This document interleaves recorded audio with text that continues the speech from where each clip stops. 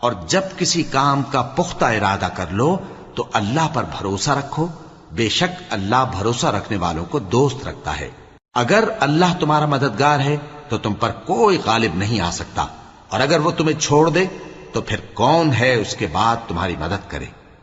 اور مومنوں کو تو چاہیے کہ اللہ ہی پر بھروسہ رکھیں، اور کبھی نہیں ہو سکتا کہ کوئی پیغمبر خیانت کرے، اور خیانت کرنے والوں کو قیامت کے دن خیانت کی ہوئی چیز اللہ کے روبرو لا حاضر کرنی ہوگی، پھر ہر شخص کو اس کے اعمال کا پورا پورا بدلہ دیا جائے گا، اور ان کے ساتھ بے انصافی نہیں کی جائے گی۔ بھلا جو شخص اللہ کی خوشنودی کا تابع ہو وہ اس شخص کی طرح ہو سکتا ہے جو اللہ کی ناخوشی میں گرفتار ہو، اور جس کا ٹھکانہ دوزخ ہے اور وہ برا ٹھکانہ ہے۔ سب لوگوں کے اللہ کے ہاں مختلف درجے ہیں، اور اللہ ان کے سب اعمال دیکھ رہا ہے۔ اللہ نے مومن